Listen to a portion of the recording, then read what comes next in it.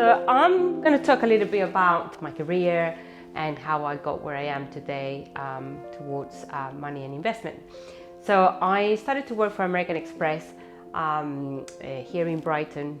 I started as a software developer, but working for a corporation gave me a little bit of a baseline on project management. So through that journey, I was there for 5 years. I had the great opportunity to be trained as a Lean Six Sigma black belt. But Lean Six Sigma is a methodology that allows you to go into an organization, look at the structure of organization, and then make the organization a lot more productive and more efficient, more quality driven. So that new ability and new knowledge sort of gave me the opportunity in American Express to grow and to become a leader and became a program manager. That led me to open my own limited company. So I started to work on my own. I started to have a long-term contract within 6 months and 12 months. I worked for multiple companies like Sun Microsystems, Bank of America, PwC, naming lots of all the big fours, banks, telecoms, and then also insurance services.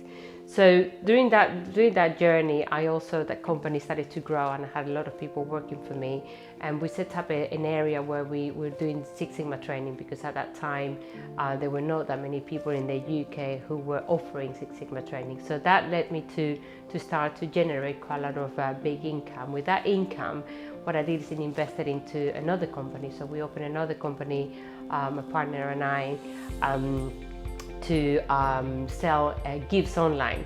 At that time, Amazon didn't exist. It was just the beginning of the internet.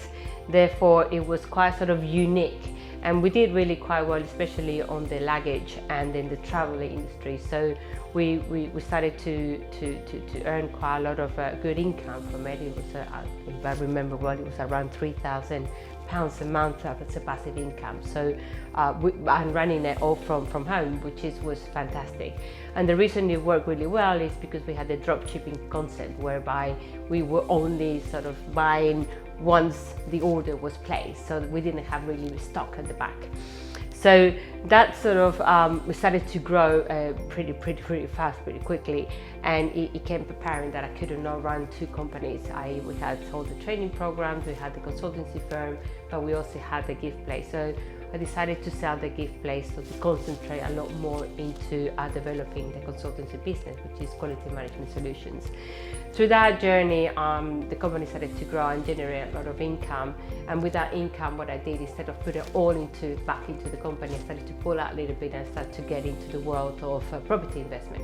We started to buy properties in Brighton. From Brighton, we moved to London, the US. I started just by gut feeling, because I love properties, because I study architecture, and that's one of the things that made me want to invest in properties. And also my grandfather used to say bricks and mortar are the only investment. I didn't really have much of education about how to invest, therefore I knew that doing things without knowledge, sometimes it becomes a little bit dangerous. You can maybe get it right once, but not twice. Therefore, I knew that I had to do some training. So I did some training in London with a financial company, and that gave me the background and the knowledge to start to structure myself on investing for a profit, not with my heart, and not because it was a nice property. One of the key things is, one of the portfolios is now up and running. It's important to diversify in other investments. So I have also, with the money that I have invested and also continue to earn, I also invest in other companies. A part of all that, also there are obviously investments that I do in the market, like shares, bonds, and also gold. Gold is important, especially this time and age where currencies are devaluating very quickly. Inflation is going up. So just sort of give you an idea of the variations of investments that you should consider as you grow your portfolio and your money. Keeping the money in the bank, is a waste. It will devaluate. You know, you can have a savings account, but as long as you have a goal to make sure that, you know, if you save £1,000 a month, and then after 2 years you got X amount of money in the bank, you should be really considered about how that you're going to grow that capital. You're going to buy a property, you're going to invest in gold, you're going to open a business, you're going to invest in a piece of art. You have to start to, you know, to make sure that your money grows, and that's always been my motto, that you accumulate money, you accumulate wealth, and then you have to continually invest it and making sure that it grows. And the reason that we open Plant Ahead Money is to give the opportunity to people to have structure, to have a path and a goal, to make sure that they come out of the rat race, but also become financially independent. Once you decided that you want to book a session with us, you know, the first session is the one that we will probably define. We'll define and triage a little bit what were your expectations, your goals. But from the first session, what you should expect is to have an open conversation about where you are today, what you want to be today. Everybody's different, so everybody has different goals. So one of the things I will expect is you to be open up a little bit about what you're struggling with and what you're not struggling with, what are your expenses, what are your incomes, what are the areas that you think you should improve, and then I will give you some guidelines, and I will probably, one of the first things that has happened in the past with this session is an eye-opener. I do see things that probably you may not see, that it could be an issue. So you know, sometimes when we don't look at our expenses, we don't really think that we spend more than we are.